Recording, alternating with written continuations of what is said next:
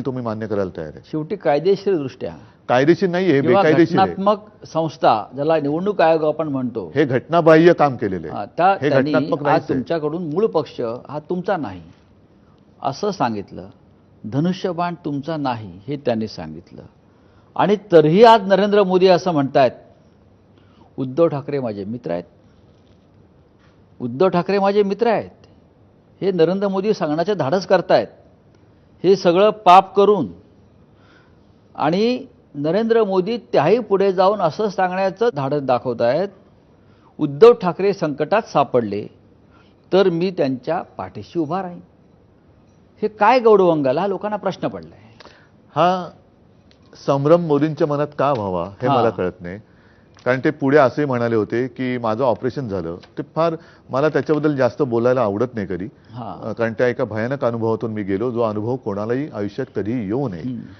म्हणजे माझ्या हालचाली संपूर्ण थांबल्या होत्या. ठीक आहे, त्यांनी किती वेळा फोन केले, काय केले, हे आता मला त्याच्यात ते फोन रेकॉर्ड करण्याची गरज नाहीये. खरं खोटं लोकांना माहिती आहे. शेतकऱ्याचं उत्पन्न दुप्पट करू म्हणणारे अजून दुप्पट उत्पन्न करू शकले नाहीत, म्हणजे खोटं कोण बोलतंय लोकांनी कळलेलं आहे. पण मी काल सभेत बोललो की तुम्हाला माझं एवढं प्रेम होतं, तर त्याच काळामध्ये तुमचे चेले चपाटे रात्रीची हुडी वगैरे घालून माझ्या गद्दारांबरोबर माझं सरकार खाली खेचायला का प्रयत्न करत होते? तुमच्या परवानगीशिवाय करत होते का? तुमच्या परवानगीशिवाय करत होते का? आणि ज्या शिवसेनेनी, ज्या हिंदू हृदय सम्राटांच्या मुलांनी तुम्हाला 2 वेळेला पाठिंबा दिला, तुमचा प्रचार केला, त्याला तुम्ही नकली म्हणायला लागलात. हे कोणतं प्रेम?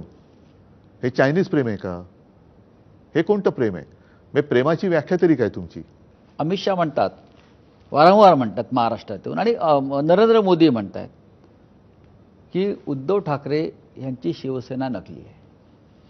आणि त्याही पुढे जाऊन ते असं म्हणतात, हे अत्यंत गंभीर आहे उद्धवजी.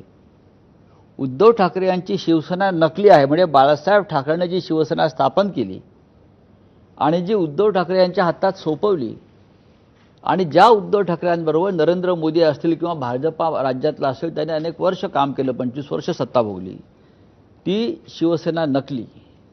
आणि पुढे शहा किंवा मोदी म्हणतायत बाळासाहेब ठाकरेंच्या वैचारिक किंवा शिवसेनेचे वारसदार उद्धव ठाकरे नाहीत, ते नारायण राणे, राज ठाकरे आणि कोणते एकनाथ शिंदे.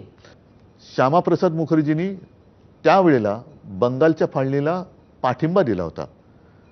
आणि ज्या मुस्लिम लीगने, जे आज मला या औरंगजेबाचे फॅन क्लब म्हणतायत, त्यांच्या राजकीय वडिलांची विचारसरणी काय होती, त्या श्यामाप्रसाद मुखर्जींनी तत्कालीन मुस्लिम लीगनी देशाची फाळणी मागितली होती. गांधीजींनी आणि काँग्रेसने इंग्रजांना चले जावचा आदेश दिला होता.